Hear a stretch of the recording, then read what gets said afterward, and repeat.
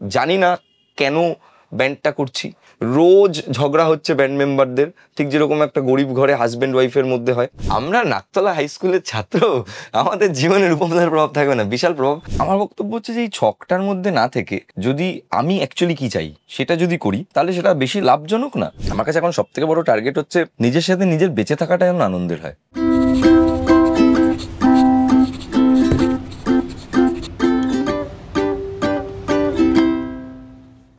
এখন 31শে অক্টোবর, চারিদিকে ভূত ভূত ব্যাপার। হ্যালোউইন এসে গেছে, ভূত চতুর্দশী গেছে কয়েকদিন আগে। ভূত বলতে এখন এই বাংলার ভূখণ্ডে একজনের কথা বড্ড মাথায় আসে, তার কথা, তার কারণ তার নাম এখন প্রেতের সাথে ওতপ্রোতভাবে জড়িয়ে গেছে। আর মজার বিষয় হচ্ছে ঘটনাচক্রে সে আবার আমার ভাই কিরকম, আমরা এক স্কুলে একই ক্লাসে, মানে এক ক্লাসের নই কিন্তু একই স্কুলে একই ক্লাসরুমের বাইরে নীল ডাউন হয়ে বড় হয়েছি, একই স্কুলে একই টিচারদের কাছে মার খেয়েছি এবং একই টিচারদের কাছে প্রশ্রয় পেয়েছি। একই টিচার আমাদের প্রতিভা দেখতে পেরে আমাদেরকে কখনো গান বা কখনো কুইজ বা কখনো তাৎক্ষণিক বক্তৃতায় এগিয়ে দিয়েছেন। নাকতলা হাই স্কুল আমার জীবনের অবিচ্ছেদ্য অংশ। সেই নাকতলা হাই স্কুলের আরেকজন গর্ব যখন পুরো পশ্চিমবঙ্গকে মাতিয়ে নেয়, তখন তাকে না ডাকাটা আমার বোকামি হবে, তাই না? নিজের ঘরের লোক, তাকে ডাকছি না। গৌরব তপাদার, ওয়েলকাম। ইন্ট্রোটা খুব সুন্দর দিলে। আমরা তো একই মানে ক্লাসরুমের বাইরে নীল ডাউন হয়েছি। স্কুলের কথা মনে পড়ে গেল অ্যাকচুয়ালি। সত্যি তো, আমরা তো আমাদের স্কুলটা তো আমাদের কাছে বিশাল, বল। প্রচন্ড, অনেক, পুরো ছোটবেলাটা, পুরো বেড়ে ওঠাটা জুড়ে স্কুল। এখনো পর্যন্ত স্কুলের সেই ডিসিপ্লিন অনেকাংশে রয়েছে এবং সেগুলো কাজের জগতে হেল্প করে যাচ্ছে। তো ছোটবেলাটা নিয়ে একটু বল তাহলে। ছোটবেলাটা বলতে কোন পার্টিকুলার টাইমটা মানে জানতে চাও? ছোটবেলার অনেক রকম সময় আছে। খুব ছোটবেলা একটা, আমি বলছি যেদিন মৃন্ময় স্যার তোর গানের গলা আবিষ্কার করলো তার আগের ছোটবেলাটায় আগে যাই। আচ্ছা, নাকতলা হাই স্কুলের আগের ছোটবেলা আমি পড়েছি শিশু নিকেতন স্কুলে। আমি শিশু নিকেতন? আরে কি বলছিস রে? আমি শিশু নিকেতনে পড়তাম। তো কুসুম কানন। হ্যাঁ, কুসুম কানন। তো সেখানে থেকে আমার চান্স পাওয়া, তারপর নাকতলা হাই স্কুল, এবং নাকতলা হাই স্কুলে ঢোকার পর আমার সর্বপ্রথম আলাপ মৃন্ময় স্যারের সাথে। তো সেই সময় মোপেড নিয়ে, হ্যাঁ মোপেড নিয়ে মৃন্ময় স্যার তো একদিন ক্লাসে আসলেন। ক্লাসে এসে বলছেন যে এই তোদের মধ্যে কে কে এরকম তাৎক্ষণিক বক্তৃতায় নাম দিবি? তো আমার তো ছোটবেলা থেকে ইন্টারেস্ট ছিল, এই যে আমি দেবো।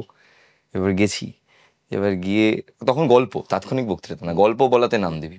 আমাকে একটা রামের সুমতি, পসিবলি গল্পটার নাম, হ্যাঁ রামের সুমতি বা রামের শঙ্খ, কোনো একটা, দুটোর মধ্যে কোনো একটা, রামের সুমতিই হবে। হ্যাঁ, আমাকে বলতে বললেন, বলতো এই গল্পটা বলতো, পুরোটা পড়ে নিয়ে। তো আমি পড়ে নিয়ে বললাম, তখন আমি ক্লাস 5-এ পড়ি। তো স্যার আমাকে বলছেন যে এই তুই ভালো বলিস, তুই কিন্তু পরের কম্পিটিশনটায় যাচ্ছিস।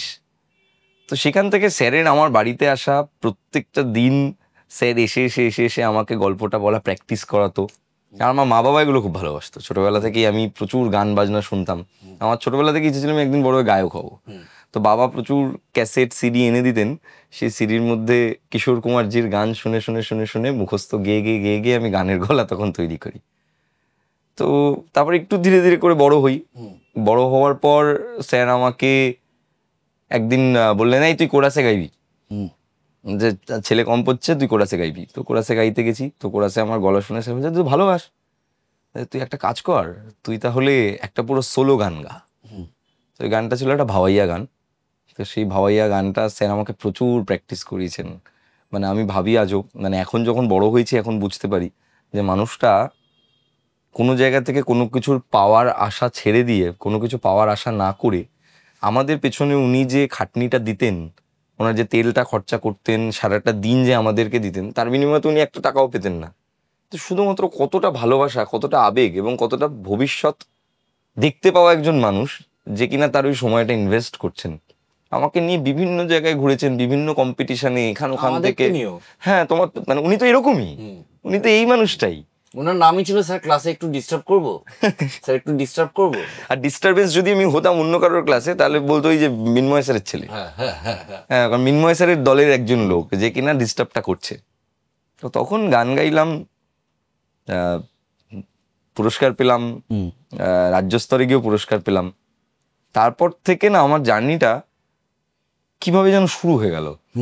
মানে স্যার ওই যে ভেতরে একটা কনফিডেন্স ঢুকিয়ে দিয়েছিল। আর প্রত্যেক স্কুলের প্রোগ্রামে তো সবার প্রথমে গিয়ে বক্তৃতা দিতাম, গান গাইতাম আমরা বিভিন্ন যখন জায়গায় এক্স হয়েছি তখন তো স্কুল নিয়ে বানানো গানটা শুনতে গেলাম আমরা। স্কুল নিয়ে বানানো গানটা তোমরা শুনলে, ভূদেব স্যারের মাথার উপর এখনো স্কুলের গানটা লাগানো। তো ছোটবেলাটা বড্ড রঙিন ছিল, এবং এটা মৃন্ময় স্যার ছিল বলেই ছোটবেলাটা মানে আরো অনেক রং পেয়েছে। আমি অনেকে হয়তো আমার জীবনটাকে হিংসা করবে যে এরকম স্যার হয়তো অনেকে জীবনে পাননি, এরকম একজন টিচার পেয়েছি, এবং তুমিও পেয়েছো। শুভ স্যারকে পেয়েছি নাকতলা স্কুলের। স্কুলের গল্প করতে গেলে শেষ হবে না আমাদের। স্কুল এত বড়, আমাদের একটা সাবজেক্ট সিলেবাস এত বড়, ওই সব হাতড়ে হাতড়ে বেড়াচ্ছি জানো তো সব স্মৃতিগুলোকে, যেই তুমি প্রশ্ন করলে। আচ্ছা, যেদিন তোর বাড়ি গেলাম একটা খুব মজার দৃশ্য দেখলাম। এই যে একজন পপুলার কন্টেন্ট ক্রিয়েটার, যার জন্য ছেলেমেয়েরা সেলফি নিয়ে এসে দাঁড়িয়ে থাকে সেলফি নেবে বলে, যার এত পপুলারিটি, তাকে দেখলাম বেমালুম মায়ের হাত থেকে খাচ্ছে। মা মেখে দিচ্ছে, সে খাচ্ছে, এবং সে তার বদলে সে কাজ করছে, সে একটা কাজ করছে, কিন্তু মা খাইয়ে দিচ্ছে। তো বিবাহিত একটা বুড়ো মানুষ, তাকে একটা মা খাইয়ে দিচ্ছে, যে একটা পপুলার স্টার। তো বাবা মাকে নিয়ে একটু বল। বাবা মা বিশাল বড় সাবজেক্ট। বাবা মা মানে আমি প্রত্যেক দিন নতুন কিছু রিয়েলাইজ করি বাবা মার জন্য। আমি প্রত্যেক দিন যেন আমি আরো অনেক বেশি দুর্বল হয়ে যাই মা বাবার জন্য।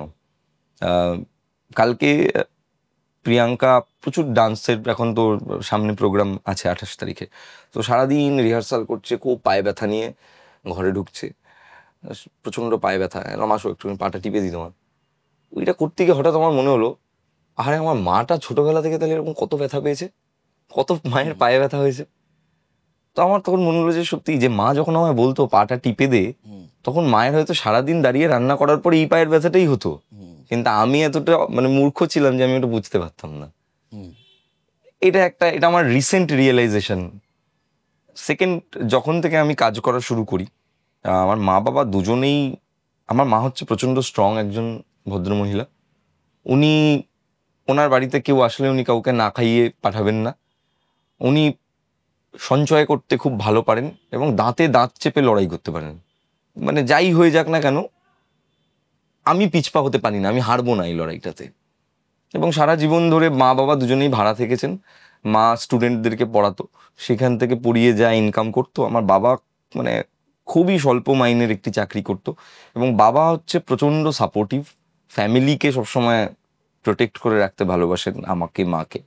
এবং বাবার গোটা জীবনে আমি ভাবি যে, মাঝে মাঝে বাবাকে নিয়ে যখন আমি ভাবি, তখন আমি বাবাকে, যখন বাবার সাথে এখন একটু বড় হয়ে যাওয়ার পর যখন কথা বলি, বাবার সাথে অনেক বিষয় নিয়ে কথা বলা যায়, বিশেষ করে নিজের বিয়ের পর আরও অনেক বিষয়ে যখন কথা বলি, তখন আমি ভাবি যে এই মানুষটার কত কিছু বলার ছিল, কিন্তু এই মানুষটা কত কিছু হয়তো বলতে পারেইনি। আজকে আমাকে অনেক কিছু বলে যখন, আমি তখন রিয়েলাইজ করি যে তোমার ভিতরে ভিতরে এত কিছু জমে ছিল, কোনোদিনও তো তোমার থেকে শুনিনি এই কথাগুলো, বুঝতে তো পারিনি কোনোদিনও এই বিষয়গুলো। তো এখন বাবার ওই স্যাক্রিফাইসটা বুঝতে পারি, যে যেই সময় আমার একটা ফোন দরকার ছিল, তখন আমি খুব স্ট্রাগল করছি।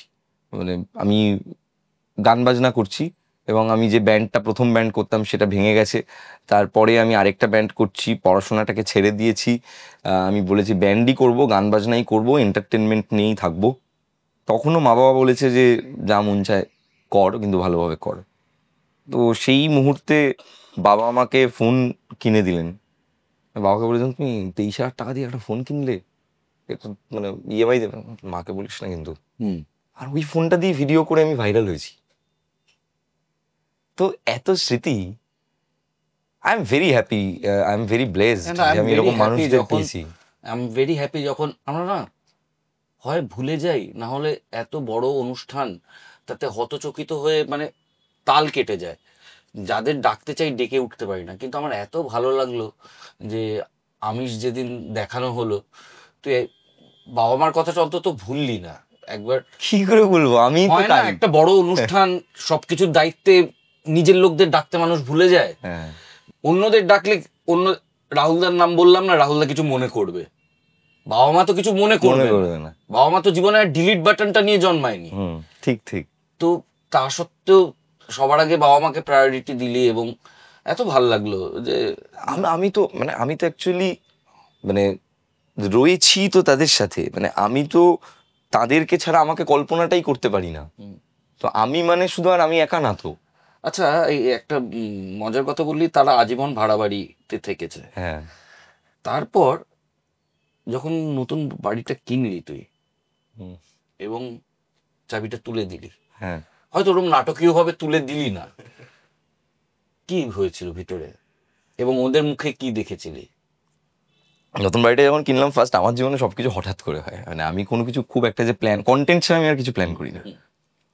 তো আমি যখন বাড়ি কিনি প্রথম, তার আগের দিনও আমি ভাবছি যে আমি অনেক জমিয়ে টমিয়ে 5 লক্ষ টাকার মতো জমিয়েছি, ভাবছি যে একটা বাড়ির ডাউন পেমেন্ট করে অ্যাটলিস্ট একটা ফ্ল্যাট বা কিছু একটা কিনবো। এটাই আমার স্বপ্ন ছিল, যে মা বাবাকে অ্যাটলিস্ট একটা ভালো বাড়ি দেব। বাবার যখন বাবার মাঝখানে অফিসটা বন্ধ হয়ে যায়, তো বাবা অনেকগুলো দিন তখন ইনকাম করতে পারেননি, সেই সময় মাকে চরম স্ট্রাগল করতে হয়েছে। তো ওগুলো যখন দেখেছি, তখন পরের দিন সকালবেলা আমার বাবার বন্ধু কাকু, ওনারই বাড়ি ওটা, উনি এসে বললেন যে এই বাড়িটা তো তৈরি হয়ে রয়েছে, তুই কি ভাড়া নিবি নাকি কিনবি, এখন তো কাজকর্ম করছিস। আমি বললাম, কিনবো। আচ্ছা তাহলে তুই 5 লাখ টাকা দে। হ্যাঁ, আর আমার কাছে তো 5 লাখ টাকাই আছে। 5 লাখ টাকা দিয়ে মাকে বলেছি, যা হবে দেখা যাবে, তুমি শুরু করে দাও আগে বাড়ির কি কি কাজ করতে হবে একটা ফ্লোরের। আমি রোজ রাত্রিবেলা গিয়ে ওই রুমটাতে দাঁড়িয়ে, ফাঁকা রুমটাতে দাঁড়িয়ে আমি একটার পর একটা সিগারেট খেতাম আর ভাবতাম যে মানে আমি কিনে তো তো ফেললাম। জীবনেও 21 লক্ষ টাকা তো চোখে দেখিনি, ওই ফ্লোরটার দাম 21 লক্ষ টাকা, জীবনে তো দেখিনি অত টাকা চোখে। এই টাকাটা আমি দেবো কি করে, এই টাকাটা কবে দেবো? তো কাকুকে বললাম, দেখো 25,000 টাকা করে মাসে দেবো। তখন ইনকামটা হচ্ছে, মানে কনফিডেন্সটা এসছে, যার জন্য বাড়িটা কেনার কথা ভেবেছি। তো ফার্স্ট দিন যেদিন বাবা মাকে বাড়িতে ঢোকাচ্ছি, সেই দিন মনটা দুটো ভাগে ভাগ হয়ে গেছে, বা একটা গ্রে এরিয়া তৈরি হয়ে গেছে। একটা জায়গায় খুব আনন্দ হচ্ছে, মানে আমি বলে বোঝাতে পারবো না, যে আজকে ওনারা নিজের বাড়িতে ঘুমোবেন। আর এটা হচ্ছে পারবো তো, আরেকটা হচ্ছে পারবো তো। আর ওইখান থেকে বোধহয় জেদটা তৈরি হয়েছে, যে না, পারতেই হবে। এবং আজকে তো পুরো বাড়িটাই আমাদের হয়ে গেছে সবকিছু। তো এখনো খুব ভালো লাগে, মানে আমি তো সব সব পুরো বাড়িটা মা বাবার প্ল্যানেই এখন ভেতর পুরো সাজানো, আমি তো কিছুই করি না। স্ট্রাগল শব্দটা 2-3 বার এলো এবং আমি জানি আমরা নাকতলা হাই স্কুলের ছাত্ররা বেশিরভাগই যে আর্থিক জায়গা থেকে আসি, তার উপর বাবার চাকরি চলে যাওয়া এবং দিশাহারা অবস্থা। কারণ এন্টারটেনমেন্টের সাথে জড়িয়ে থাকবো বলাটা সহজ, কিন্তু তাতে সাকসেসের পসিবিলিটি 1%, 99% ফেলিওরই হয়। হ্যাঁ হ্যাঁ হ্যাঁ, একদম। সেই সময়টা কেমন ছিল যখন তুই বুঝতে পারছিস না ব্যান্ড ভেঙে যাচ্ছে, কি করবি বুঝতে পারছিস না, নিজের মধ্যে প্রেত কথা আবিষ্কার করিসনি? দেখো, আজকে গিয়ে অনেক কিছু রিয়েলাইজ করি, সেদিন হয়তো অনেক কিছু করেছি। আজকের রিয়েলাইজেশনটা বলে যে আমি যখন ব্যান্ড করছি, অ্যাকচুয়ালি নিঃস্বার্থভাবে কাজটা করেছি। কারণ আমি জানি না যে এটার ফিউচার কি আছে, ভালো লেগেছে তাই করেছি, ভালো লাগছে তাই করছি। যত বড় হয়েছি তত তো ভালো লাগার কাজ কম করেছি। যত বড় হচ্ছি আমরা প্রত্যেকে, যারা অডিয়েন্স আছে তারাও, আপনারা যারা বড় হয়ে গেছেন এখন, তারা দেখবেন বেশিরভাগই দায়িত্বের জন্য কাজ করেন। কিন্তু আসলেই আমরা ছোটবেলায় ভালো লাগার জন্য কাজটা করি। জানি না কেন ব্যান্ডটা করছি, রোজ ঝগড়া হচ্ছে ব্যান্ড মেম্বারদের, ঠিক যেরকম একটা গরিব ঘরে হাজব্যান্ড ওয়াইফের মধ্যে হয়, ওরকম ঝগড়া হচ্ছে। শো কোথায়, অ্যালবাম রেডি হয়ে যাচ্ছে কখনো, কিন্তু সেই অ্যালবাম হয়তো আমরা বের করতে পারছি না, কোথা থেকে বের করব, কোনো প্ল্যাটফর্ম নেই, জানি না, বড় শো পাচ্ছি না, শো নেই, কত ধরনের প্রবলেম। কিন্তু তাও না, কাজটাকে প্রত্যেক দিন সমান নিপুণতার সাথে করছি, এবং তারপরে স্বপ্ন দেখছি যে একদিন আমি চুল ঝাঁকিয়ে ঝাঁকিয়ে গান গাইবো। আমার মনে হয় ওটা একদিকে না ম্যানিফেস্টেশন হিসেবে কাজ করেছে। হয়তো আজকে গান গাইছি না, হয়তো কাল গাইবো, কিন্তু ওই যে শিখেছি যে যেটা ভালো লাগে বাস সেটাই করবো, আর তো অন্য কিছু করবো না। সেটা গান করি, নাচ করি, কবিতা বলি, যাই করি না কেন, যা ভালো লাগে। এবং আজকের দিনে দাঁড়িয়ে মানে 2025-এর আমি যে মানুষটা, আমি নিজেকে নতুন করে রিইনভেন্ট করেছি, বিশেষ করে আমিষ করার পর, যে আমার তো এবার শুধু সেই কাজটাই করা উচিত যেটা আমার করতে মন থেকে ভালো লাগে। কারণ ভগবান আমাকে একটা জীবন দিয়েছে, যে জীবনটায় আমার জীবন একটা সময় কি ছিল, আর আজকে আমার কাছে একটা মানুষের বেঁচে থাকার জন্য যা দরকার তার থেকে হয়তো কিছু জিনিস বেশিই আছে। কিন্তু এই যে বেশিটা আমার কাছে রয়েছে, আমি এটার মধ্যে আর এখন ঢুকতে চাই না। এখন আমার টার্গেটটা হচ্ছে যে দরকার হলে যা বেশি আছে দিয়ে দেবো, কিন্তু আমার কাজটা ভালো হোক। আমি একটা এমন কিছু করি যেটা করে রাত্রিবেলা আনন্দের সাথে ঘুমবো, যে না এই কাজটা আমি করেছি, কাজটা করে আমার হেভি লেগেছে, এটা পুরোটার ক্রিয়েটার আমি, বা এই পুরোটার কাজটার অংশ আমি, বা অনেক মানুষকে নিয়ে একসাথে কাজটা করেছি সেই ব্যান্ডের মতন। যে আমি আমিষ করার সময় আমি তো বললাম যে ফিনান্সিয়ালি তো আমি লসে রান করেছি, কিন্তু ওই যে ভালো লাগাটা, ওই ব্যান্ডের ঝগড়াগুলো যেমন ছিল, এখানে অরুণাবদার সঙ্গে আমার যখনই কোনো কিছু নিয়ে কথা হয়েছে, বিতর্ক হয়েছে, ওই একই আবার পরের দিন সকালবেলা উঠে ঠিক ওই জিনিসটাকেই আমরা ফিক্স করেছি এবং সিনেমাটা বের করেছি। এটাই আনন্দ। আচ্ছা, তো এই যে চুল ঝাঁকিয়ে ঝাঁকিয়ে গান করবার কথা বললি স্বপ্নে, এটাতে তো স্পষ্ট একটা ইমেজ আসছে রূপম ইসলাম। হ্যাঁ, তোর জীবনে কিরম প্রভাব? দারুণ প্রভাব। আমরা নাকতলা হাই স্কুলের ছাত্র, আমাদের জীবনে রূপমদার প্রভাব থাকবে না? বিশাল প্রভাব। আমার কোনোদিনও ব্যক্তিগতভাবে ওনার সঙ্গে কথা হয়নি, এবং আমার কখনো ইচ্ছেও হয়নি ওনার সঙ্গে ব্যক্তিগতভাবে আলাপ করার, তার কারণ আমার ভয় লাগে। আচ্ছা, মানে হ্যাঁ, আমার মনে হয় যে উনি হয়তো, মানে এটা আমার দৃষ্টিভঙ্গি, কিন্তু আমি যেমন তোমার কাছে শুনেছি উনি নাকি একদম মাটির মানুষ, খুব মিষ্টি মানুষ, কিন্তু আমার ওনাকে ভয় ভয় লাগে। এটা বোধহয় একটা শ্রদ্ধার থেকে তৈরি হয় এই ভয়টা। আমার তোমাকেও ভয় ভয় লাগে, সেই শ্রদ্ধার থেকেই সেই ভয়টা লাগে। তো তাই জন্য কোনো কথা হয়নি, কিন্তু রূপমদার গানের অনেক প্রভাব আছে, অনেকটা। নিজের গান লেখার ক্ষেত্রেও বহু অংশে আছে, গান গাওয়ার ক্ষেত্রেও বহু অংশে আছে ছোটবেলা থেকেই। তুই ভালো লেগেছে ব্যান্ড করছিস বুঝতে পারছি, কিন্তু একটা প্রেম করতে গেলে যে বেসিক পকেট মানি লাগে, একটা জায়গা থেকে আরেকটা জায়গায় যে অটো ভাড়া লাগে, বাবার চাকরি নেই, তুই কেরিয়ারের বুঝতে পারছিস না, সেই ক্রাইসিসটা হয়নি? হ্যাঁ হয়েছে তো, ফাটিয়ে হয়েছে। 14ই ফেব্রুয়ারি তুই একটা গ্রিটিংস কার্ড কিনতে পারবি না ফাটিয়ে হয়েছে তো। আমরা তো গান বানাতাম, মানে তারপর তো হাফ কম্পিটিশনে গিয়ে জিতলেও টাকা পেতাম না। ওই টাকা কাল দেবো পরশু দেবো করে সেই টাকা আর কোনোদিনও আসতো না। তো আমি যেটা করতাম সেটা হচ্ছে যে আমার একটা ধরাবাঁধা চায়ের দোকান ছিল, আমি মায়ের কাছ থেকে মোটামুটি 20 টাকা নিয়ে যেতাম, একটা বিড়ির প্যাকেট কিনে নিতাম আর একটু চা খেতাম। আর কখনো আর আমার জীবনে প্রচুর ভালো ভালো মানুষজন আছে যারা আমাকে অনেক শিখিয়েছে, এবং এখনো পর্যন্ত এমন মানুষরা আসে যারা আমার প্রচুর নতুন জিনিস শেখান। তো সেরকম বেশ কিছু বন্ধু বান্ধব মানুষজন তখন ছিলেন যারা কিনা আমাকে বলতেন, তুই না চাটা খা, চাটা আমি তোকে খাওয়াচ্ছি, কিন্তু তুই একটা গান লেখ, গান ভাব। ইনফ্যাক্ট আমার প্রথম যে অডিওটা, যে মনোলগটা আমার ভাইরাল হয় 2019 সালে, সেটা কি ভূত নিয়েই ছিল? না, ভূত নিয়ে না, ভূত তো অনেক পরে এসে, ওটা প্রেম। আচ্ছা, একদম প্রেম। তোর বলা প্রেমটা দারুণ লাগবে। সেটা আমি যখন ছাড়ি প্রথম, আমার ফেস নেই, কিছু নেই, জাস্ট ভয়েস ছিল, আর ওপরে একটা এমনি ছবি ছিল, মানে অন্য একজনের ছবি, একটা কাপলের ছবি ছিল। ওই যে মাইকটাতে আমি বলেছিলাম, ওই মাইকটা আমার ব্যান্ডের মেম্বাররা আমাকে কিনে দিয়ে গিফট করেছিল, যে এইটা তুই নে, তোর গান গাওয়ার সময় কাজে লাগবে। এবং সেই মাইকটা কিন্তু আজও আমাদের কাছে আছে।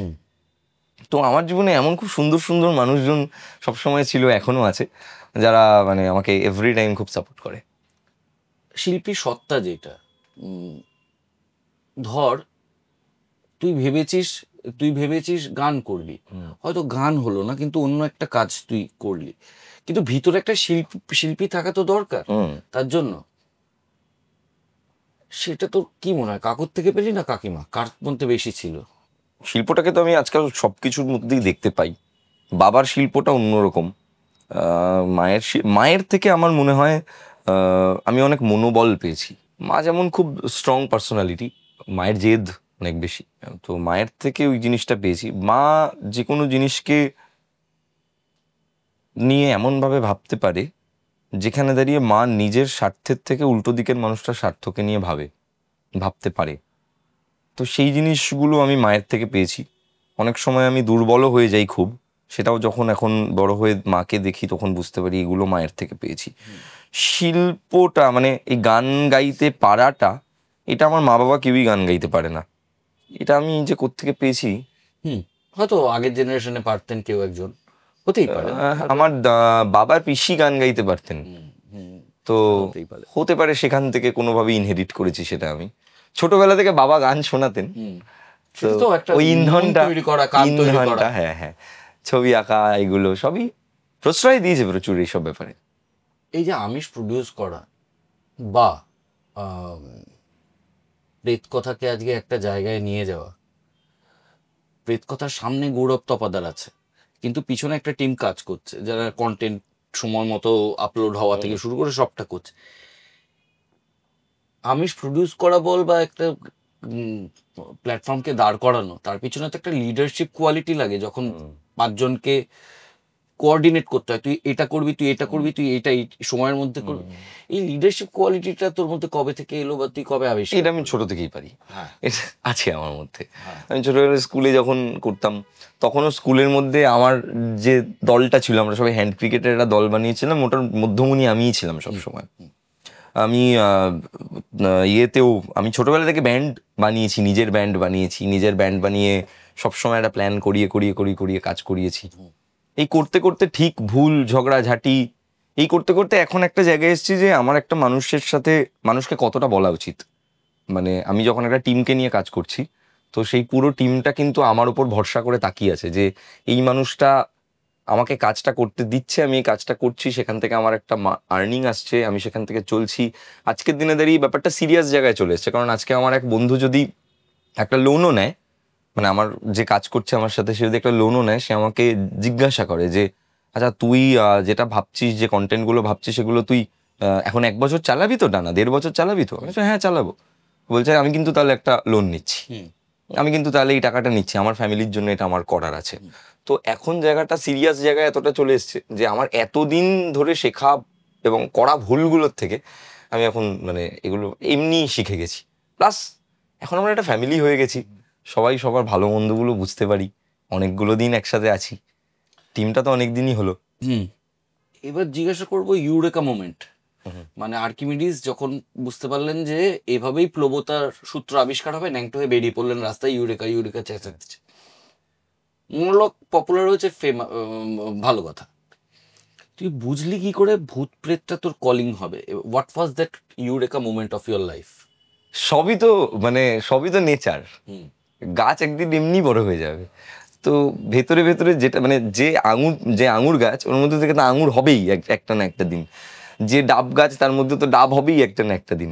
এবার সেই ডাবের বীজটা তো থাকে ভেতরে, মাটিটার ভিতরে।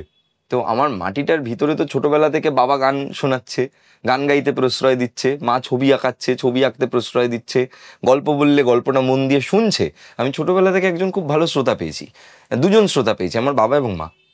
মানে আমি শ্রোতার গুরুত্ব বুঝেছি যে শ্রোতা যদি আমায় মন দিয়ে শোনে, তাহলে আমার গল্পটা বলতে বেশি ভালো লাগে। শ্রোতা যদি আবার আমাকে মন দিয়ে না শোনে, আমার ভালো লাগে না। তো সেখান থেকে কোনো গল্পে এবার একটু একটু করে দেখেছি, মা শুনতে শুনতে বুঝতে পারছি মুখ দেখে যে গল্পটা আমার ভালো লাগছে না। তার মানে তখন বুঝতে পারছি আচ্ছা, তার মানে হ্যাঁ আমার শ্রোতা, তার মানে গল্পটা ভালো লাগছে না। তারপর আমার জীবনে প্রবেশ করলেন আমার কম্পিউটার স্যার, মৃন্ময় স্যারের মতোই একজন মানুষ, সায়ক গাঙ্গুলি। তো তিনি আমাকে ছোটবেলা ক্লাস 5 থেকে কম্পিউটার পড়তাম, হার্ডওয়্যার কি সফটওয়্যার কি ওনার থেকেই শেখা। তো তিনি যত না কম্পিউটার ক্লাস করাতেন, তার থেকে বেশি বোধহয় এখন জীবনের ক্লাস দেন, আর তখন হচ্ছে গল্পের ক্লাস দিতেন। রোজ গেলে একটা ঘটনা আমাকে কোনো একটা গল্প বলতেন এবং বলতেন শোন, এটা কিন্তু গল্প না, কিন্তু এটা সত্যি ঘটনা, জানিস তো এটা ঘটেছিল এখানে। এটা আমি ক্লাস 5 থেকে ক্লাস 10 পর্যন্ত ওনার কাছে আমি কয়েক হাজার গল্প শুনেছি। আমি ভুলেও গেছি সব গল্প, হয়তো কিছু কিছু গল্প ওনার বলা আমার মনে আছে এখনো উনি গল্প বললে আমি হাঁ করে শুনি ওনার কাছে গল্পটা। তো ওই যে কনসেপ্টটা, ওর নামটা সায়ক গাঙ্গুলি। সায়ক গাঙ্গুলি। তো আমি ওই যে কনসেপ্টটা যে আমার ওখান থেকে এলো, স্যার আমাকে বলতেন যে তুই এত ভালো গল্প বলতে পারিস, এত ভালো স্টোরি টেলার, তুই একদিন সবাইকে শোনা তোর গল্প। তখন রেডিও প্ল্যাটফর্মগুলো শুনতাম, মনে হতো যে আমিও তো মানে বেশ আর্যদের মতো কথা বলে দিতে পারি, দারুণ লাগবে লোকে শুনলে। দ্যাট মোমেন্ট আমার মাথায় ক্লিক করলো যে আমার এমন কিছু করা উচিত যেটা জাস্ট গল্প না। কারণ যদি আমি গল্প করি, তাহলে তো সবার আগে সানডে সাসপেন্স আছে, ওর আগে থেকে প্রতিষ্ঠিত। আমি করলে সেখানে ফুতে উড়ে যাব, আমি তো কেউ না তখন। তো তারপরে ভাবলাম তাহলে এমন কিছু করা উচিত যেখানে আমার একটা ঘটনা পাওয়ার জন্য আমাকে কোনো রাইটারের কাছে গিয়ে বলতে হচ্ছে না গিয়ে যে আমাকে একটা ঘটনা দেবেন, গল্প দেবেন, বরং আমার যে অডিয়েন্সটা তৈরি হচ্ছে, এই 20,000 30,000 অডিয়েন্স, এই অডিয়েন্সের মধ্যে তো অনেকের জীবনে ঘটনা আছে, স্যারের জীবনে যেমন আছে, তাহলে ওই ঘটনাগুলো আমি তাদের থেকে নিই। তারা আমায় ঘটনা দিতে শুরু করলেন। ওই কনসেপ্টটা আমার না কোথাও দাঁড়িয়ে একটা ওই ইউরেকা মোমেন্ট কাজ করেছিল যে এইটা মনে হচ্ছে হয়ে যাবে, কিছু একটা হবে এটার। তারপরে আমি খুব ডেডিকেটেডলি কাজটা করেছি, মানে রোজ সকালবেলা ঘুম থেকে উঠে আজকে কোন ঘটনাটা বলবো, আর লোকজন মেল করতো, বিভিন্ন জায়গা থেকে ঘটনা কালেক্ট করতাম। রাহুলদা মানে সেই দিন একটা ছোটবেলার খেয়াল, ওই খেয়াল আজকে আমাকে এত বড় একটা টিম দিয়েছে, এত মানুষের কাছে ভালোবাসা দিয়েছে। আজকাল তো অনেক প্রফেশনালি কথা বলতে হয় অনেক জায়গায় গিয়ে, মানে বুঝতে পারি যে এখন আর ওই ছেলেটা না যে কিনা হাফ প্যান্ট পরে একটা বিড়ি খেতে খেতে ভাবছে যে সে কোন ঘটনাটা সিলেক্ট করবে। এখন আমাকে ঘটনা সিলেক্ট করার সময়ও ভাবতে হয় যে প্রোজ কনস, কেউ ধর্মীয়ভাবে আঘাত পাচ্ছেন কিনা, এমন কিছু আছে কিনা যেটা কাউকে কোনো রাজনৈতিকভাবে আঘাত করে দিচ্ছে, অনেক কিছু ভেবে এখন করতে হচ্ছে। এত আঘাত বাঁচি অনেক করা যায় না তো, তার উপর তো আবার ইন্টারনেট মাধ্যমে তো লোকজন তো ভর্তি তোমার পিছনে সব সময় লাগার জন্য। মানুষ তো কষ্টে রয়েছে, মানুষ তো আসলে ভেতরে ভেতরে সমস্যায় আছে, তাদের মনে তো তাদের নিজেদের জীবনের কষ্টটা আছে, তাদেরকে তো কোথাও বের করতে হবে। তো সে তখন যাকেই পাচ্ছে তাকে নিয়ে, কাউকে না কাউকে নিয়ে কিছু একটা বলছে। তেমন আমার পিছনেও কিছু লোকজন আছেন, তারাও আমাকে নিয়ে আলোচনা করছেন। সেই আলোচনার থেকেও তো বেঁচে কাজ করতে হবে, যাতে তারা আমাকে সেই আলোচনাটায় সবসময় আমাকে কোণঠাসা করে দিতে যেতে না পারেন। মানে কিছু জায়গা তো আমারও থাকবে যেখানে আমার অডিয়েন্স আমার হয়ে কথা বলবে যে না, যে উনি যেটা করছেন সে কাজটা উনি ভেবেচিন্তেই করছেন। তো ভয় করে কখনো যদি ঘটনা পাওয়া শেষ হয়ে যায়, তখন কি করবি? হবে না, কোনোদিন হবে না, আজকের দিনে দাঁড়িয়ে তো আর হবেই না। এই ভয়টা চলে গেছে। কি ভয় করে তোর? ভূতের ভয়টা আমি পরে জিজ্ঞাসা করবো। আমার তো কাছের মানুষ হারানো ছাড়া আর কিছুই ভয় করে না এখন। পেশাগতভাবে ভয়টা আস্তে আস্তে চলে যাচ্ছে, মানে কনফিডেন্সের জন্য না, ভাবনা চিন্তার জন্য। কি হবে, চ্যানেলগুলো চলে যাবে, মানুষগুলো তো যাবে না। আবার একটা চ্যানেল বানাবো, আবার মানুষকে বলবো যে যেমন 5 বছর আগে সাবস্ক্রাইব করেছিলেন আবার করুন, দেখুন একটু আমি ফিনান্সিয়াল প্রবলেমে আছি, আপনারা আমায় সাপোর্ট না করলে আমি আজ কোথায় যাবো? এতদিন তো আপনারাই সাপোর্ট করেছেন, প্রশ্রয় দিয়েছেন বলে আমি এই জায়গায়। তো যে আমাকে প্রশ্রয় দিয়ে বড় করেছে তার কাছে আবার আবদার করব, যা হবে দেখা যাবে তখন। যদি না হয় তাহলে কি, কাজ জানি, কিছু একটা করে নেবো, তোমরা কাজ দেবে, এত মানুষজন তো আছে, কিছু একটা করে ঠিক বেঁচে যাব। কিন্তু নিজের মানুষ হারানোর ভয়টাই সব থেকে বেশি। গান গাইতে জানি, গান লিখতে জানি, তোমার কোনো একটা ছবিতে গান লিখতেই বলে দেবে না হয়। আচ্ছা, তুই একটা কথা বল, তোর নিজের জীবনে ভূতের এক্সপিরিয়েন্স হয়েছে? বল একটু। আমার জীবনে এই ঘটনাটা আমি বেশ অনেক জায়গাতেই বলেছি ঘটনাটা, কিন্তু এই ঘটনাটা আমার জীবনে ঘটা দুটো ঘটনা বলি তাহলে। দুটো অলৌকিক বলি একটা, আর এই পুরো যে ঘটনার আমি যে সেটটা বলবো এটা একটা মানুষকে নিয়ে। এবং এই ঘটনাটা বলার আগে আমার সেই মানুষটার ব্যাপারে একটুখানি বলা উচিত। আমার প্রথম থেকে এটা অনেকে জানে না, আমি তখন ক্লাস 10 থেকে 11-এ উঠি। আমার বাবা মা আমাকে নিয়ে শুধুমাত্র একটা জায়গাতেই এখনো পর্যন্ত ঘুরতে যেতে পেরেছেন, সেটা হচ্ছে পুরীতে। এবং সেটা আমার বাবা মার নিজস্ব ইনকামে তারা আমাকে নিয়ে ঘুরিয়ে এনেছেন। ওই ট্রিপটা আমার জীবনে যে কি কি দিয়েছে, প্রথম হলো একজন মানুষ, দুজন মানুষ বা একটা ফ্যামিলি। মাধ্যমিক দিলাম, বাবা মা বললো যে চাই পুরী যাব, তোর স্কুলে একটা বন্ধু আছে না, ওর ফ্যামিলি যাবে, আর ওদের এক মিউচুয়াল আর কি বন্ধু, ওরা যাবে। তো আমি বললাম কোন ছেলেটা? বলছে এই ছেলেটা। আরে ধর আমি যাবো না, আমি ছেলেটার সাথে কোনো কথা আর বলি না, কোনো বার্তা নেই, কথা নেই, আমার ছেলেটাকে ভালো লাগে না, আমাদের দুজনের মাইন্ডসেট একরকম না, আলোচনার বিষয় এক না, আমি কি করতে যাবো? না, যেতেই হবে, আমরা ঠিক করেছি পুরী যাব, ঘুরবো। তো ঠিক আছে, গেছি, ট্রেনে উঠেছি, মনে মনে ভাবছি যে ওই দিকের ফ্যামিলিটা যে কিরকম হবে।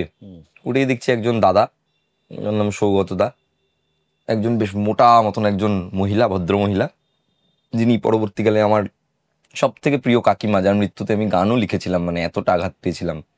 একজন ওনার হাজবেন্ড কাকু, আর একটা ছোট্ট বাচ্চা মেয়ে, মানে আমার কাছেও ছোট ছোটকে বলি, অ্যাকচুয়ালি আমারই বয়সী। ওর নাম সুস্মিতা। এবং পরবর্তীকালে মানে আমরা একই সাথে থাকতাম, ও আমার নিজের বোন যদি থাকতো ওই হতো। আমরা ওখানে যাওয়ার পর ওই ফ্যামিলিটাকে পাই, ওই ফ্যামিলিটার সাথে আমাদের এমন সম্পর্ক হয়ে যায় যে আমার মা আর ওই কাকিমা দুই বোন হয়ে যায় পুরোপুরি। এবং আমি সুস্মিতা যেমন আর কি, আমরা দুজন ছোটবেলা থেকে যত রকমের ওই ক্লাস 10-এর পর থেকে যত পাখনাটা গজায়, ওই সব পাখনা গজানোর সঙ্গী, একসাথে সব লুকিয়ে লুকিয়ে কাজ করার সঙ্গী। ওইদিকে মা কাকিমা ওরা হচ্ছে সবসময় একসাথে একটা মজা করছে, এনজয় করছে। প্রত্যেক মাসে মা ওই বাড়িতে যাচ্ছে, কাকিমা এই বাড়িতে আসছে। কাকিমা বলছে দেখবি গৌরব একদিন নাম করবে, অনেক কিছু। এই কোভিডের টাইমে 2020 সালে, তখন ওই লকডাউনটা চলছে যেখানে তুমি গাড়িটা নিয়ে বেরোতে পারবে না, পুলিশ পারমিশন লাগবে। সেই দিন সন্ধেবেলাতে মা আর কাকিমার কথা হচ্ছে। কাকিমা বলছে লকডাউনের জন্য কতদিন তুই এলি না। আর ওই কাকিমারি আবার আমাদের বাড়িতে একটা বিয়ে বাড়িতে আসার পথে উনি একবার অ্যাক্সিডেন্ট করলেন পিয়ারলেসের ওখানে অ্যাক্সিডেন্ট করার পর উনি প্রায় 10 দিন কোমায় চলে গেলেন। তারপর থেকে উনি অনেক স্মৃতি ভুলে ভুলে যেতেন, কিন্তু তারপরে উনি যেন আমাদের আরো বেশি প্রিয় হয়ে উঠেছিলেন, যে মানুষটা আরো যেন বাচ্চা হয়ে গেছেন। আমরা প্রচুর যেতাম কাকিমার ওখানে। তো মাকে ফোন করে বলছে তুই অনেকদিন আসছিস না, তুই না বাড়িতে থেকে থেকে তো মরে যাবি, আয়। এবার মা বাবাকে বলে যাই, আমাকে শ্যামলী ডাকছে, আমি যাবো। বাবা বলছেন তুমি যাবে না, লকডাউনের টাইম, এখন কোথাও যাবে না। তো বাবার মধ্যে একটা বচসা হয়েছে। রাত্রিবেলা ওই মোটামুটি 1:45 নাগাদ মা বাথরুমে গেছে, এবং সেই দিনটা আমাদের বাড়িতে বেশ একটু গরম পরিস্থিতি আর কি। ঠিক আছে, বাবা মার মধ্যে ঝগড়া হয়েছে একটা। মা বাথরুম থেকে কিছুতেই বেরোচ্ছে না। আমি আর বাবা গিয়ে ডাকছি, কি হলো কি হলো, দরজা খোলো, রাগারাগি করো না, রাগ করো না, মা এমন করার মানুষও না, এই ঝগড়া এই ঠিক আমাদের। মা বলছে আমার খুব শরীর খারাপ লাগছে। কোনো রকমে কষ্ট করে মা বেরোলেন, বেরিয়ে বলছে যে আমার চারপাশে না একটা কালো ছায়া ঘুরছে, আমার খুব শরীর খারাপ লাগছে। মাকে এনে বসিয়েছি, বসানোর সাথে সাথে একটা ফোন এসছে। ফোনটা ধরেছি, হাওড়া থেকে ফোন, বলছে হাওড়ার কাকিমা মারা গেছেন। আমরা পুরো অবাক হয়ে যাই, কান্নায় ভেঙে পড়ি সবাই। মা বিশ্বাসই করতে চায় না, বলে আমি তো সন্ধেবেলা কথা হলো, বললো যে আমি বাড়িতে থাকলে আমি মরে যাবো, বাড়িতে থেকে থেকে ও চলে গেল। আমরা এবার ঠিক করছি যাব হাওড়াতে। আমাদের বাড়ির পিছন দিকে, তুমি দেখেছো আমার বাড়ির পিছনের যে গেটটা, ওই গেটটা তখন আমরা পাশের বাড়িটায় ভাড়া থাকতাম আর কি। ওই গেটের পিছনে না কোনো রাস্তা নেই, কিন্তু ওখানে ওই কুকুর বিড়াল যাতায়াত করে শুধু। ওই দরজাটাতে গিয়ে দাম দাম দাম দাম করে ধাক্কা। আমরা চমকে উঠেছি যে কিসের ধাক্কা এটা, আবার ধাক্কা। আমরা দরজাটা খুলে দেখছি কেউ নেই ওই পারে। কাকিমার বাড়ি গেলাম। তারপর প্রায় 2 বছর 3 বছর কেটে গেছে, 3 বছর কেটে গেছে। আমি কাকিমার বাড়িতে গেছি, রাত্রিবেলা রয়েছি, আমার বেশ বন্ধু বান্ধব ছিল কয়েকজন। তো আমি আর আমার এক বন্ধু দুপুরবেলায়, প্রচণ্ড গরমকাল, বেরিয়েছি একটু ওই জুস কিনতে বেরিয়ে দেখছি সব দোকানপাট বন্ধ হাওড়ায়, গরমকাল।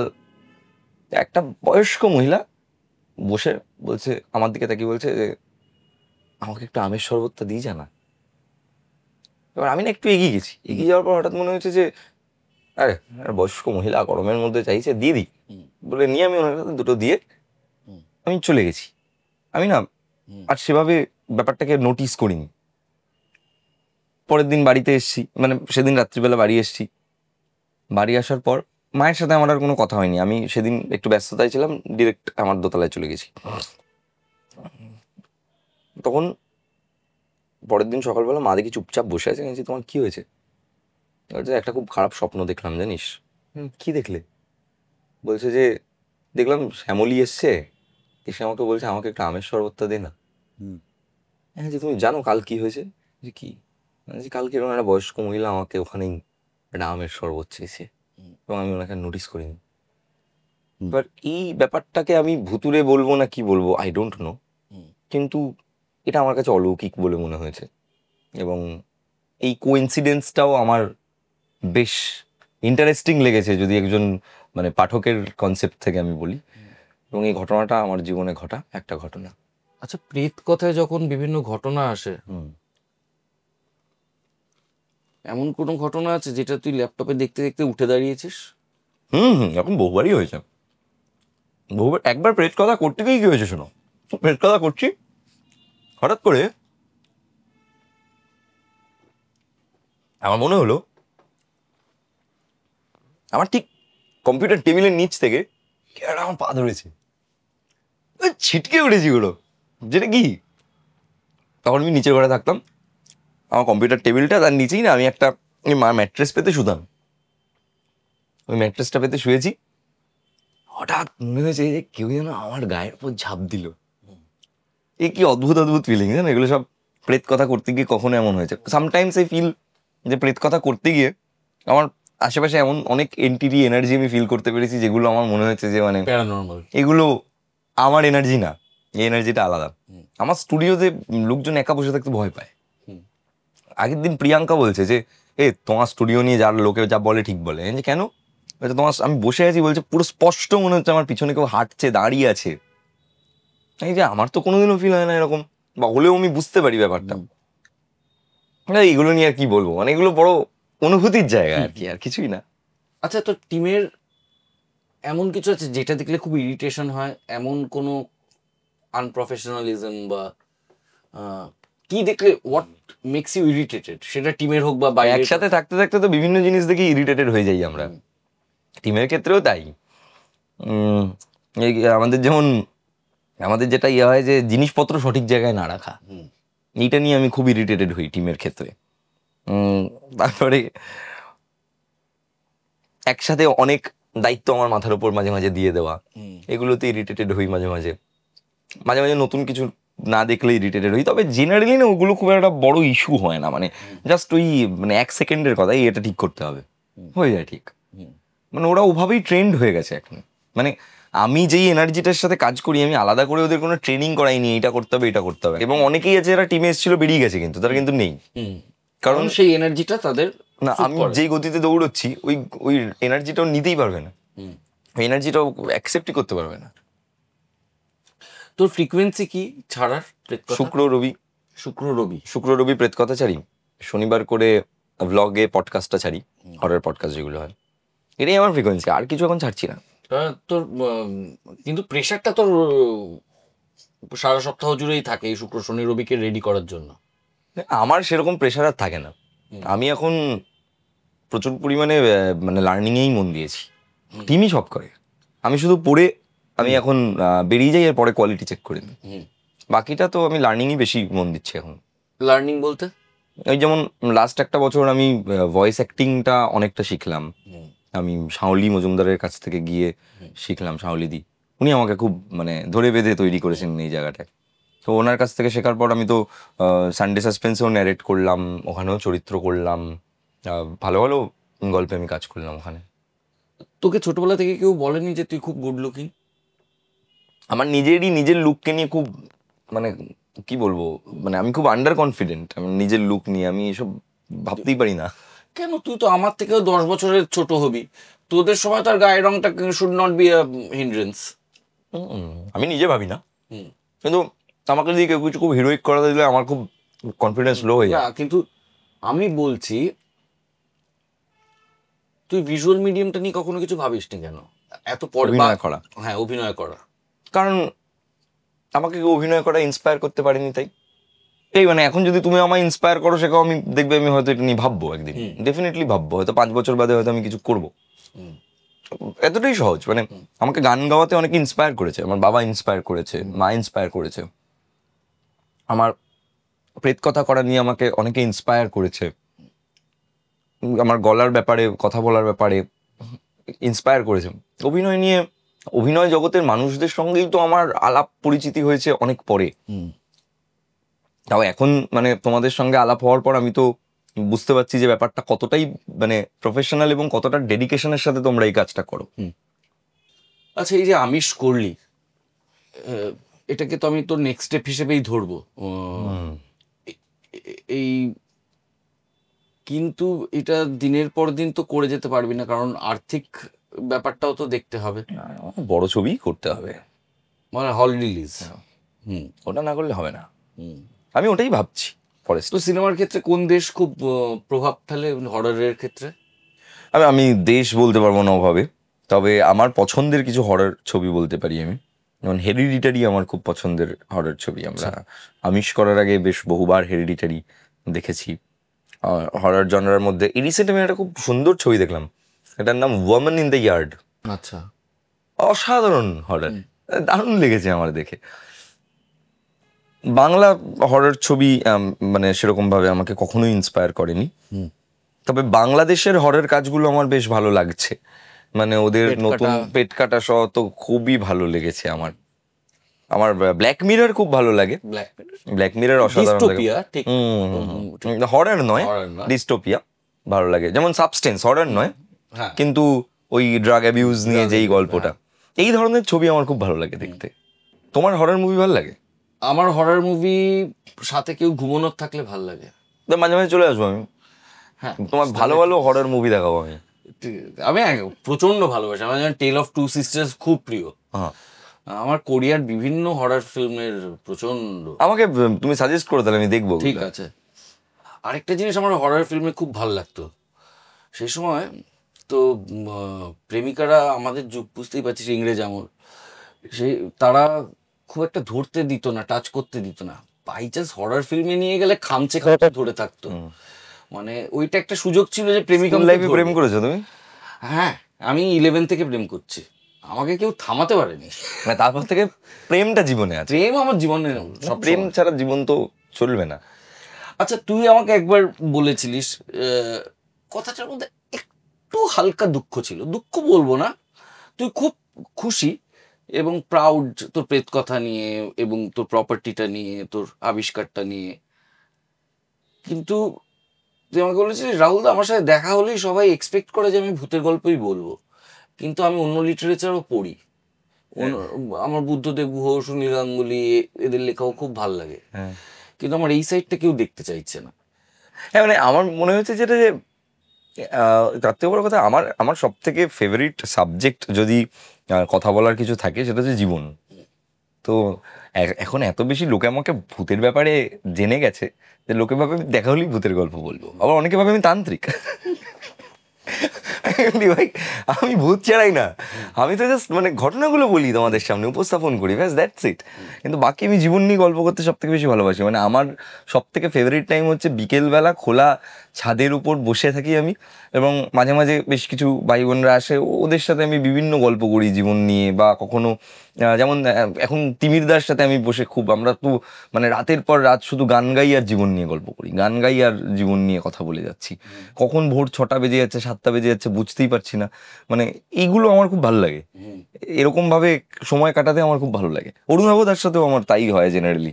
মানে আমরা বসে থাকলে অল ডে আমরা কিছু না কিছু নিয়ে একটা কথা বলে যাচ্ছি, এবং আমরা কিন্তু কখনোই ভূত নিয়ে গল্প করি না সেখানে। রেদার আমাকে তুমি কোনো তান্ত্রিক মানুষের সঙ্গে যদি সারাদিন ছেড়ে দাও, আমি হয়তো এক সময় গিয়ে বোর হয়ে যেতে পারি। কিন্তু আমাকে তুমি যদি একটা জীবন নিয়ে কথা বলা বা সাহিত্য নিয়ে কথা বলা বা সাহিত্যের ভেতরের ইনার মিনিংটাকে বোঝার মানুষের মতো কথা বলার লোকের সাথে ছাড়লে আমি অনেক বেশি এনজয় করি সেই সঙ্গটাকে। আচ্ছা, খ্যাতির বিড়ম্বনা হয়েছে? মানে গেছিস নিজের মতো করে একটু কিছু খেতে, বা লুকিয়ে প্রেম করতেই দিল না, সবাই চিনে ফেললো? হ্যাঁ, এরকম ব্যাপার স্যাপার তো মানে হয়েছে, প্রচুর বারই হয়েছে। আমার জীবনের প্রথম গাড়ি কেনার গল্পটা অ্যাকচুয়ালি এরকমই একটা গল্প থেকে, কিন্তু বাকিগুলো ওরকম নয়। মানে বাকিগুলোকে আমি আর অত এখন আর সিরিয়াসলি ভাবি না। মানে আমি জানি যে আমি রাস্তায় বেরোলে আমি কারোর সাথে যদি ছবি তুলি, এই ছবি তোলাটা মানে আমার এতদিনের করা কাজের একটা পাওনা। মানে আমি এইটাই আমার মাথার মধ্যে থাকে, একদম। এর থেকে বেশি কিছু আমার সাথে যেই আমি এখনো পর্যন্ত লোককে বলি, প্লিজ তুমি সাবস্ক্রাইব করো, তুমি আমার ঘটনাটাকে শেয়ার করো বন্ধুদের সঙ্গে, এবং তুমি শুনছো বলেই কিন্তু আমি রয়েছি। এটা আমি যে কোনো, এখানে আমার যত সাবস্ক্রাইবার যারা দেখছেন, তাদের সাথে আমার যদি কখনো দেখা হয়ে থাকে সামনাসামনি, আমার সাথে যারা দেখা করবে সবাইকে বলবো সাবস্ক্রাইব করতে। বলবে, অবশ্যই বলবে। এটা আমরা তো ইউটিউবে বলি, কেন রিয়েল লাইফে কেন বলবো না? এই লোকটা তো রিয়েলি আমাকে শোনে। তো এমন হয়েছে যে আমি গেছি তখন ইন্ডিয়ার সাথে কার একটা ফুটবল ম্যাচ দেখতে, কোন টিম জানি ছিল মনে পড়ছে না। আমি, অরিজিৎ চক্রবর্তী পডকাস্ট করে, আমি অরিজিৎ, আমরা সবাই মিলে গেছি। এবার অরিজিৎরা ঢুকে গেছে আর আমি একটু পরে ঢুকেছি। পরে ঢোকার পর যখন ঢুকেছি তখন তো ফাঁকা, খেলা শুরু হয়ে গেছে, হাফ টাইম হয়ে গেছে। আমি খেলা টেলা দেখেছি, সাডেনলি দেখছি স্টেডিয়ামের মধ্যে পুলিশ এসে লাঠি চার্জ করছে কয়েকজনকে। এবার কেন লাঠি চার্জ করছে না, ওরা ওপর থেকে ঝাঁপ দিয়ে দিয়ে নিচটা এসে পড়ছে। এবার আমি ওটা দেখেছি। এবার দেখার পর পুলিশ এসে আমাকে বলছে যে আপনি না একটু ওই সাইডটায় চলে যান। বলে আমার একটা বয়স্ক মানুষরা বসে আছেন, ওখানেই আমায় বসিয়ে দিয়েছে। আমি পরে দেখছি ওরা আমার সাবস্ক্রাইবার। আচ্ছা, এবার তখন আমি বুঝেছি যে ও মানে ছেলেপুলেরা বুঝে গেছে, ওরা তো এবার আসছে ছবি তুলতে, আর কাতারে কাতারে ছেলে মেয়ে আসছে ওখানে। স্টেডিয়াম এত দর্শক, তার মধ্যে ইন্ডিয়া জিতছে, তো কোনো টেনশন নেই তখন আর। তো তারপরে আমি ওখান থেকে বেরিয়েছি।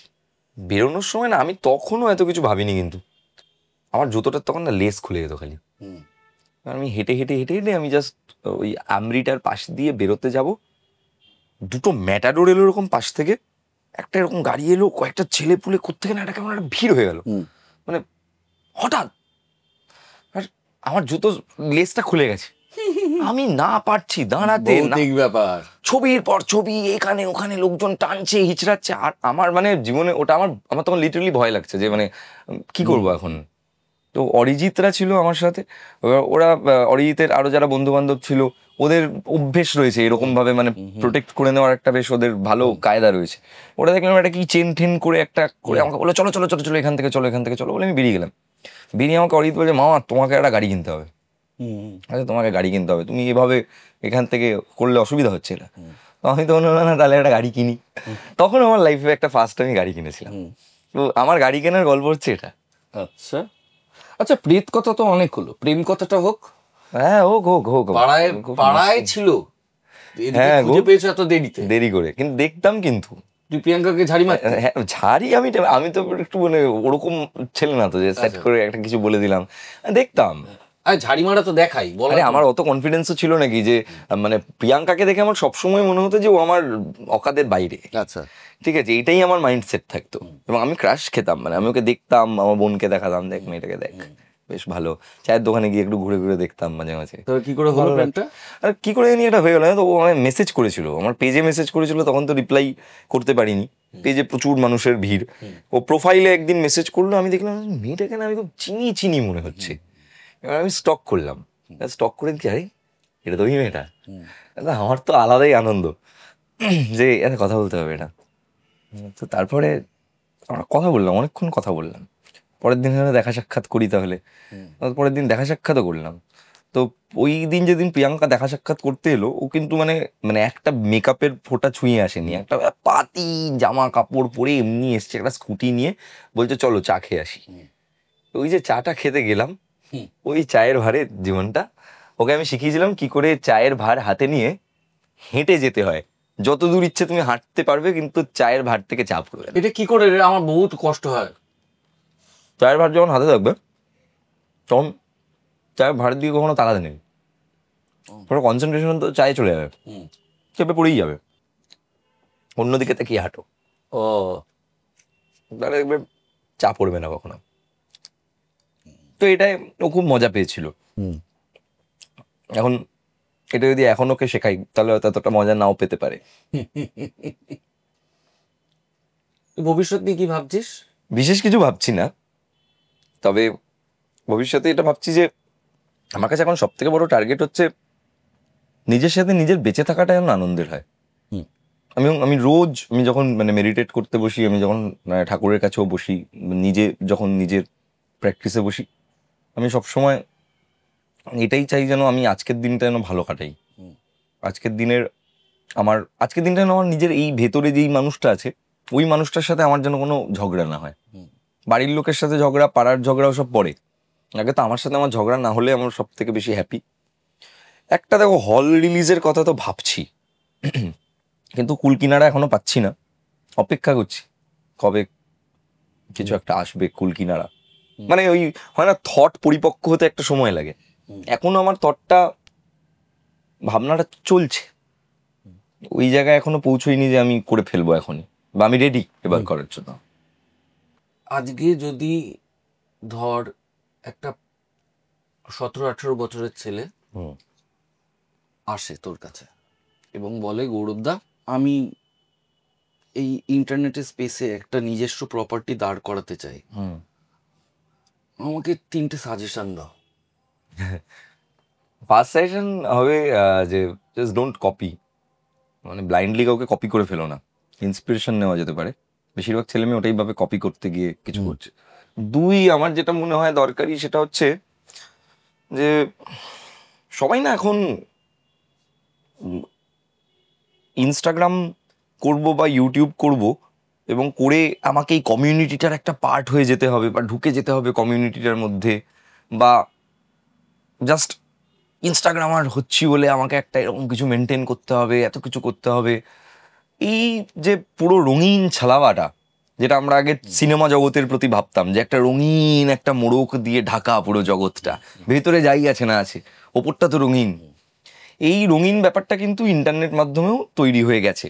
তার কারণ ইন্টারনেট মাধ্যমে যারা প্রথম থেকে কাজ যেমন আমি প্রথম থেকে কাজ করছি, আমরা অলরেডি এখন একটা বড় হয়ে গেছি, 5টা বছর মানে বড় মানে বয়সে বড় হয়ে গেছি, যে 5টা বছর বড় হয়ে গেছি, ম্যাচুরিটি চেঞ্জ হয়ে গেছে। হ্যাঁ, ম্যাচুরিটি চেঞ্জ হয়ে গেছে, টাকা ইনকাম করলে কোথায় খরচা করব সেই ম্যাচুরিটিটা এসছে, ফ্যামিলি হয়ে গেছে, বিয়ে করে ফেলেছি। কিন্তু বাচ্চা কাচ্চাদের ক্ষেত্রে কি হয় যে ওরা ভাবে দাদা গাড়িটা কিনেছে, মানে গাড়ি না কিনলে আমি ইনস্টাগ্রামার কি করে হলাম, গাড়ি না কিনলে আমি ইউটিউবার কি করে হলাম।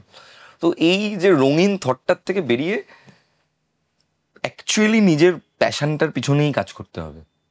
যে শুধু নিজের প্যাশনে কাজ করবে সেই দাঁড়াবে, আর বাকি সবাই খাবে। ওই খাবি খেয়ে খেয়ে একদিন তারা বলবে ধর ফালতু, হয় না কিছু, ফালতু। আর ওই মানে জাস্ট সস্তার টিআরপি বা মার্কেটিং করার জন্য, সস্তার কিছু পাওয়ার জন্য 10 জনকে গালাগাল করে কাজ করার কোনো মানে হয় না। আর থার্ড, যেটা আমি সব থেকে বেশি বিলিভ করি এবং রিয়েলি আমি সবাইকে বলি, যে ভাই focus on your life, don't focus on anything. তুমি নিজে ডিসিপ্লিন যদি হও, তুমি যদি নিজে তোমার কাজের প্রতি ডেডিকেশন থাকে, তুমি যদি অতটা খাটতে পারো যতটা খাটনি করলে তোমার মানে পা ব্যথা হয়ে যাবে, হাত ব্যথা হয়ে যাবে, পরদিন সকালে ঘুম থেকে উঠতে পারছো না, তাও উঠতে হবে, জোর করে করছো, মানে শরীরকে দিয়ে জোর করে করাচ্ছ, তাহলে ততটা করো।